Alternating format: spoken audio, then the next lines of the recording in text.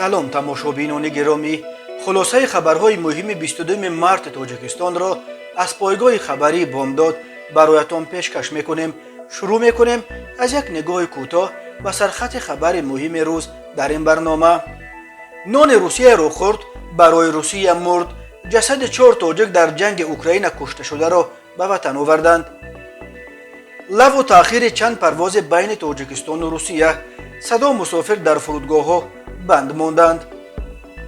пули яктарафашудаи деҳмойро кай барқарор мекунанд? аз 25 то 30 март ҳаракати мошинҳо дар баъзе хиёбонҳои Душанбе маҳдуд мегардад. шикояти сокини Хоҷанд аз ронандаи дағалу ҳавобаланди маршруткаи рақами 106А. дуздии ҷавоҳирот дар ҳамадонӣ ва ҳай карда бурдани як мошин дар пойтахт. ва акнун тафсилоти хабарҳо. бино ба хабари дарёфти рӯзҳои охир, ҷасади дасти кам 4 зодаи Тоҷикистонро ки шаҳрвандии Русияро дошта дар ҷанги Украина кушта шуданд, ба ватан оварданд. баъзе аз онҳо аз вилояти Хатлум ва бархе аз вилояти Суғд ҳастанд. мақомоти Тоҷикистону Русия ба таври расмӣ иттилоъ намедиҳанд. пайвандон аз додани тафсилот худдорӣ меварзанд. ҷасади Саидакбар Саидови 50-соларо ки дар ҳайати артиши Русия дар Украина меҷангид ва дар он ҷо кушта шуд, чанд афсари пойгоҳи 201 рӯзи 7 март ба зодгоҳаш деҳаи Дудабоёни ноҳияи Ҳамадонӣ бурданд. маълум нест ки ӯ кай ва дар кадом гӯшаи Украина кушта шудааст. Ёрмуҳаммад Саидов, раиси деҳаи Тудабоён ва бародари Саидакбар, мегӯяд ӯ солҳои пеш шаҳрвандии Русияро гирифта дар сафи нирӯҳои мусаллаҳи амон кишвар хидмат мекард. вай бо даъво гуфт ки хонаводаи онҳо аз соли 1992 нони Русияро хӯрданд ва худи ӯ ҳам омода аст барои Русия биҷангад. бо ин суханон ҳатто талоши ҳамла ба хабарнигор кард. дар насибаш амин будааст. мегӯям ки аз давлати Русия нону намак хӯрдем. аз соли 1992 ба ин тараф мо нисбати давлати Русия ягон нафрат надорем. марҳамат, агар ба воситаи ҳукумати Тоҷикистон бихоҳанд, бо ҳам меравем, хидмат мекунем, гуфт Ёрмуҳаммад Саидов. раиси ҷамоати чӯбеки ноҳияи Ҳамадонӣ тасдиқ кард ки Саидакбар Саидов кайҳо шаҳрвандии Русияро ба даст овардааст. ба қавли Хисраф Абдулхайров, раиси ҷамоати чӯбек, аз замони барҳам хӯрдани шӯравӣ шаҳрванди Русия буд. ҳамдиягони Саидакбар Саидов нахостанд дар назди дурбин суҳбат кунанд, вале дар суҳбати худмонӣ аз ӯ ситоиш карданд. гуфтанд ки Саидакбар 3 духтару 2 писар дорад ва онҳо дар Русия зиндагӣ мекунанд. Саидакбар рӯзи 7 март дар Украина кушта шудааст. гуфт яке аз онҳо, аммо нахост номашро зикр кунем. афсарони пойгоҳи 201 Русия амроҳи ҷасади Саидакбар Саидов, инчунин ҷасади Рамазон Муртазои 38-соларо ба ноҳияи Ҳамадонӣ оварданд. ӯ низ дар ҷанги Украина кушта шудааст. падари Рамазон холи суҳбат бо радиои Озодӣ буд, аммо бародараш монеъ шуд. ноҳияи Ҳамадонӣ дар ҷануби Тоҷикистон бо вилояти Тахори Афғонистон ҳамсарҳад аст. то соли 2005 марзро бо Афғонистон дар ин ноҳия сарҳадбонони Русия нигоҳ мекарданд. аз ҷанги Русия бо Украина 27 рӯз гузашт. дар ин муддат тибқи гуфтаи Владимир Зеленский, раисҷумҳури Украина, ҳудуди 14 000 сарбозу афсари рус кушта шуданд. москва то кунун марги ҳамагӣ 498 сарбозу афсарашро эътироф кардааст. Комсомольская правда, рӯзномаи наздик ба Кремл, рӯзи 20 март бо такя ба вазорати дифои Русия шумораи сарбозони кушташудаи ин кишварро дар ҷанги Украина тақрибан 10 000 нафар навешт. аммо зуд хабарро аз сомонаш руфт. нашрия дар бораи ин хабар ва по кардани он чизе нагуфт. дар ҳамин ҳол як нашрияи украинӣ чанд рӯз пеш рӯйхати низомиёни Русияро расонае кард ки дар ин феҳрист номи наздик ба 6000 нафар омадааст ки аз Осиёи марказӣ ҳастанд. дар бораи наздик ба 100 нафари онҳо гуфта шудааст ки зода ва парвардагони Тоҷикистонанд. таҳримоте ки ба зидди Русия ва ширкатҳои ҳавопаймоияш ҷорӣ карданд, инак чанд рӯз боз боиси лағв ё таъхири пай ҳами парвозҳои байни Русия ва Тоҷикистон шудааст. дар натиҷа дар фурудгоҳҳои Тоҷикистон садо мусофире ки бо оғози мавсими нави муҳоҷират азми сафар ба Русияро доштанд, дармонданд. дар айни замон даҳо муҳоҷири тоҷике ки мехоҳанд ба ватан баргарданд, дар фурудгоҳҳои Русия дармонданд. Азия плюс бо такя ба маълумоти онлайн таблои фурудгоҳи Душанбе хабар дод ки таи 2 рӯзи 21-22 март аз шаҳрҳои гуногуни Русия 9 парвози ширкати Уральские авиалинии ба таъхир афтодааст. аз ин парвозҳои дар ин 2 рӯз ба таъхир афтода, рӯзи 22 март 2 парвоз аз Москав сурат гирифтааст, вале парвозҳои дигар ба Москав, Екатеринбург, Уфа, Челябинск ва самтҳои дигар ба таъхир гузошта шуданд. радиои Озодӣ низ бо такя ба маълумоти онлайн таблои фурудгоҳи Душанбе аз 6 парвози ширкати Урал ки бояд 21 март анҷом дода мешуданд, تنها یک پرواز از مسکو و پایتخت تاجیکستان صورت گرفته است. 5 پرواز دیگر از اکاترینبورگ، چلیابینسک و 3 پرواز از فرودگاه‌های ژوکوفسکی مسکو انجام نشدند. صبح 22 مارس باید هواپیمای شرکت اورالسکی اویالینی از اوفا، سمارا، اکاترینبورگ و مسکو به دوشنبه می رسیدند، ولی تا ساعت 14 هیچ یک از آنها تا پایتخت تاجیکستان نرسیده بود. در سامانه رسمی شرکت اورال نوشتند که پروازهای هواپیمای این شرکت برای 22 مارس از شهرهای رستوف لب دون، اکاترینبورگ، سوچی و 2 پرواز از مسکو به دوشنبه بیکار شدند. همچنین پرواز شرکت اورالسکی اویالینی از چلیابینسک، اکاترینبورگ، رستوف لب دون و مینرال نیوادی به خوجند بیکار شدند. طبق معلومات آنلاین تابلوی فرودگاه ژوکوفسکی در ولایت مسکو طی تنها 2 روز 21 و 22 مارس از این فرودگاه به شهرهای کولوب، دوشنبه و خوجند 6 پرواز اورالسکی اویالینی بیکار کرده شد. طبیعی است که 6 پرواز از این 3 شهر تاجیکستان نیز بیکار شدند. مسافران تنها در فرودگاه‌های تاجیکستان بند نماندند. چندین مهاجر تاجیک از روسیه به رادیو آزادی نوشتند که 2-3 روز است منتظر پرواز هواپیما به تاجیکستان نشستند. این مهاجران هم از شرکت اورالسکی اویالینی بلیط خریدند. بنا به اطلاع غیر رسمی، بعد از آنکه در اول ماه مارس شرکت‌های هواپیمایی روسی سیورنیویتر و سیبیر به سبب تحریمات بین المللی از بازار مسافرکشانی بین روسیه و تاجیکستان خارج شدند. بیش از 80% بازار پروازهای هوایی بین روسیه و تاجیکستان در اختیار شرکت اورالسکی اویالینی قرار گرفت. امیدجان لولایف، نماینده شرکت اورالسکی اویالینی در تاجیکستان، به رادیو آزادی گفت بر اساس تحریم‌ها هواپیماهایی که در حدود اروپا ثبت شده بودند از پرواز ماندند. از امروز هواپیماهای ما را در روسیه از نو ثبت نام میکنند، دیگر تأخیر نمیشود، گفت لولایف. ولی هفته گذشته نمایندگان این شرکت در صحبت با آزیا پلوس نیز همه را اطمینان خاطر داده بودند که شرکت مشکلاتش را الکی حل کرده است و دیگر مشکل تأخیر یا لغو پروازها پیش نمیآید. مشکل پروازها از تاجیکستان به روسیه در روزهای پیش آمد که مفهوم نو مهاجرت کاری اوج میگیرد و صدها هزار نفر از اهالی قابل کار تاجیکستان در پی سفر به مردکاری به روسیه میباشند. مهاجرت کاری در روسیه یک منبع مهم تامین روزگار اکثر عائله‌ها در تاجیکستان باقی میماند. سال 2021 از روسیه به تاجیکستان و اساساً به شرافت مهاجران تاجیک 1.8 میلیارد دلار پول فرستادند. دادگاه شهر خاروخ، مرکز ولایت مختار کوهستان بدخشان، افتخار سیدبیکوف، یک عضو کمیسیای 44، یک نیاد جمعیتی را که از حساب نمایندگان جامعه شهروندی برای مذاکرات با مقامات و نظارت جریان اجرای طلب‌های اعتراضگران خاروخ تشکیل شده است، و 15 شبانه روز حبس مأموری محکوم کرده است.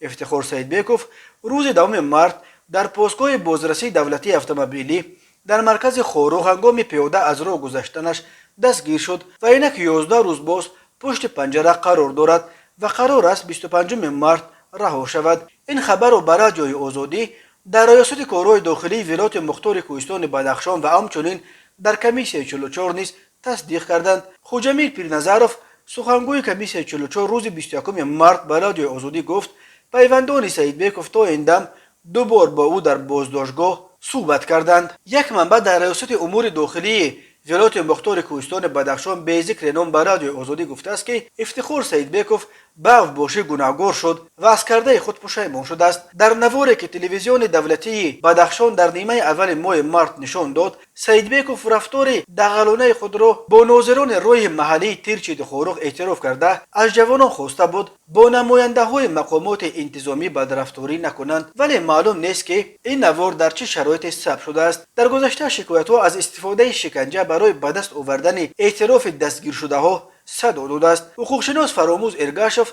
یکی از رهبران کمیسیای 44، قبلا به بازداشت افتخار سیدبیکوف اعتراض کرده گفته بود که او را هنگام پیاده از راه گذشتن دستگیر کردند. تفصیلات دیگر این حادثه تا حال نشر نشده است، ولی معلوم نیست که آیا بین این ساکن جوان خاروخ و کارمندان بازرسی دولتی اتومبیلی در دیدبانگاه چه گذشت. مقامات ادعا دارند که سیدبیکوف گویا کارمندان میلیسا را در زمینه محلگرایی و بدبینی تحقیر کرده است. وضع در ولایت مختار کوهستان بدخشان از پایان ماه نوامبر به این طرف اینک قریب 4 ماه باز ناآرام باقی میماند.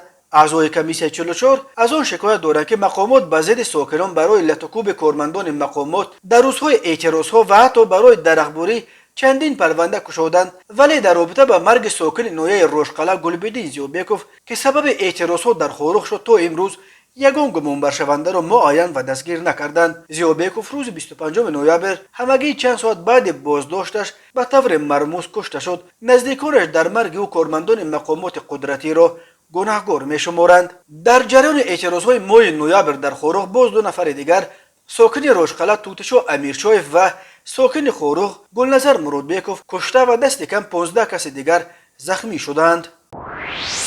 تماشابینان عزیز، یادآور می‌شویم خلاصه مهمترین اخبار تاجیکستان را از پایگاه خبری بامداد تماشا دارید. برنامه را ادامه می‌دهیم. یک گروه رانندگانی که با ماشین‌های بارکش توسط شورای دوشنبه خوجند چنوق با فوره‌های بزرگ بار می‌کشانند می‌گویند با گذشت یک سال پول قسماً تخریب شده در کیلومتر 267 شاهراه در موضع دهمای را تا حال ترمیم نکردند. یک سال پیش طرف راست پول دهمای از جانب دوشنبه فرو رفته بود. از همان وقت این جانب این پول تا امروز برقرار کردن نشده است. وعده داده بودند که زود برقرار میکنند، ولی ایهات میگویند رانندگان. در عکس‌های فرستاده رانندگان دیده می شود که حرکت توسط تنها یک طرف پول دهمای صورت میگیرد. طرف دیگر این پول که فرو رفته بود کندند ولی دیگر درست نکردند. شورای دوشنبه خوجند چنوق یگانه روی زمینی است که ولایت سوق در شمال تاجیکستان را با قسمت‌های باقی مانده این جمهوری از جمله با پایتختش شهر دوشنبه می‌پیوندد. تا ساخته شدن نقب استقلال در این شورای یگانه راه بین شمال و مرکز تاجیکستان از طریق عقبه انزا بود که در زمستان بسته میشد. شورای دوشنبه خوجند چنوق از پایتخت تاجیکستان توسط کوههای زرافشان و شهر خوجند تا مرز ازبکستان ساخته شده است. شورای دوشنبه خوجند چنوق در دهه اول عصر 21 با نزدیک 300 میلیون دلار قرض خطای نوسازی شده از سال 2009 مسئولیت نگاهبین و پولچینیش به شرکت IRS واگذار کرده شد. در حال حاضر این یگانه راه پولکی در تاجیکستان است. IRS از ماه ینور سال 2022 نرخ عبور این راه را دست کم 50% بالا برد. 25-27 مارس از ساعت 9:00 دقیقه تا 17:00 دقیقه حرکت واسطه نقلیات از برش خیابان‌های رودکی عینی توسط خیابان رودکی تا محله چهارباغ، کوچه‌های شیروزی، کراموف پیوست به خیابان رودکی و از 28-30 مارس از ساعت 9:30 دقیقه تا 16:00 دقیقه از حلقه برش خیابان صدرالدین عینی، کوچه دوستی خلقو، خیابان عینی، رودکی تا محله چهارباغ، خیابان‌های شیروزی، کوچه قربایف، راه ماشینگرد دوشنبه باختر تا دهه اچه نویه خراسان و بازگشت با کوچه‌های قربایف، شیروزی، خیابان‌های سینو، سامانی، مخصوم تا محله زفر و بازگشت توسط خیابان‌های مخصوم، سامانی، رودکی تا میدان دوستی خلقو محدود می‌گردد. طوری در شعبه اطلاعاتی دستگاه رئیس شهر دوشنبه به خاور خبر دادند محدود گردیدن حرکت واسطه نقلیات با مقصد برگزاری چمپیونات آسیا اوید به ویلسپترونی در شهر دوشنبه و شورای دوشنبه باختر تا دهه ایچی نویه خراسان می باشد. از شهروندان خواهش کرده می شود که در روزهای برگزاری چهاربینی مذکور یعنی از 25 تا 30 مارس از استفاده واسطه های نقلیات شخصی خودداری نموده از نقلیات جمعیتی اتوبوس استفاده نمایند.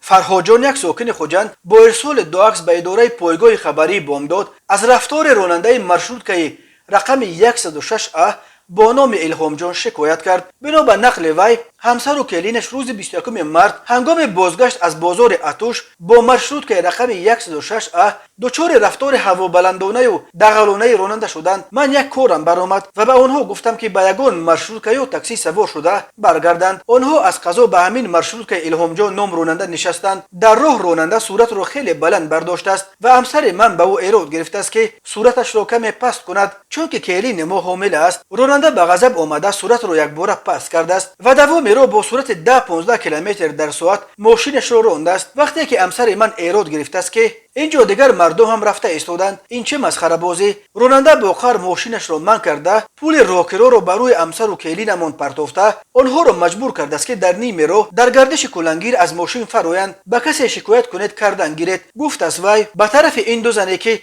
در نیم راه پرتافته رفت. نقل میکند فرهاد جان. زنها در راه مانده به فرهاد جان زنگ زده با گریه نقل کردند که راننده چگونه به یک شکل تحقیرآمیز آنها را از ماشین فرآورد و дар ними роҳ партофт. ман онҳоро ором кардам ва баъд ба хона овардам ва худам ба изгоҳи охирини хатсайри рақами 106А рафтам. он ронандаро ҳам ёфтам, вале ба ҷои он ки барои рафтораш узр бипурсад, он қадар ҳавобаландӣ кард ки ҳеҷ ногуфтанӣ. ба куҷое шикоят кунед кардан гиред, касеро меоред ба сарам биёред, пул дода халос мешаваму ба додатон касе намерасад, гуфт вай ба рӯям. ҳатто бригадири он хатсайр омаду насиҳаташ кард ки нодуруст муносибат кардӣ бо мусофирон, узр пурсу ҳамин ҷо нуқта гузор ба ин масъала. вале не, аслан аз дасти ҷаҳлаш нафаромад. нақл кард давоми моҷароро Фарҳодҷон. ӯ мегӯяд чунин рафтори дағалонаро нисбат ба мусофирон ба болои он нисбат ба занҳое ки якеаш омила ҳам ҳаст ғайри қобили қабул мешуморад. дар ними роҳ аз мошин берун кардани мусофиронро Фарҳодҷон аслан хилофи тамоми меъёрҳои касбӣ ва одоби инсонӣ мешуморад. ӯ аз масъулони соҳаи нақлиёти мусофиркашонии шаҳри Хуҷанд ва вилояти Суғд мехоҳад ки таноби Илҳомҷонро бикашанд, то ин моҷаро барои чунин ронандагон якпанд бишавад ва дар ҳеҷ сурат ва ба ҳеҷ ваҷҳ нисбат ба мусофирон чунин рафтор накунанд. ва ҳоло як мурури кӯтоҳ ба ахбори криминалӣ ва ҳодисаҳои нохуши рӯз. ба шӯъбаи вазорати корҳои дохила дар ноҳияи Ҳамадонӣ бо аризаи зани 46-солаи сокини ноҳияи зикригардида муроҷиат намудааст ки 2 марти соли 2022 тахминан соати 08:30 шахсони номаълум бо роҳи пинҳонӣ ба хонаи истиқоматиаш даромада, аз он ҷо ҷавоҳироти гуногуни тиллоӣ ва нуқрагиро дуздида аз ҷои ҳодиса ғайб заданд. зарари расонидашуда 2100 сомониро ташкил медиҳад. ҳангоми гузаронидани чорабиниҳои оперативии ҷустуҷӯӣ аз ҷониби кормандони милитсия, марди 33-солаи сокини ноҳияи мазкур ҳамчун гумонбар дар содир намудани ҷинояти дуздӣ дастгир карда шуд. оид ба ин ҳолат тафтишот идома дорад. дар натиҷаи гузаронидани чорабиниҳои оперативии ҷустуҷӯӣ аз ҷониби кормандони милитсия, ҷавони 24-солаи сокини шаҳри Душанбе бо гумони ғайриқонунӣ ай карда бурдани воситаи нақлиёт дастгир карда шуд. номбурда шаби 20 ба 21 марти соли 2022 тахминан соати 02:30 бо роҳи пинҳонӣ автомашини тамғаи Некси ки ба марди 46-солаи сокини пойтахт тааллуқ дорад ғайриқонунӣ ай карда ба самти номаълум бурдааст. аз рӯи ин ҳодиса тафтишот идома дорад. тамошобинони азизу гиромӣ, ин буд муруре ба хулосаи чанд хабари муҳими имрӯзи Тоҷикистон. хабару гузоришҳои бештар аз Тоҷикистон ва дар бораи Тоҷикистону атрофи онро дар сомонаи пойгоҳи хабари Бомдод дар ин нишона пайгирӣ намоед: cw.bomdod.com. хуш бошед.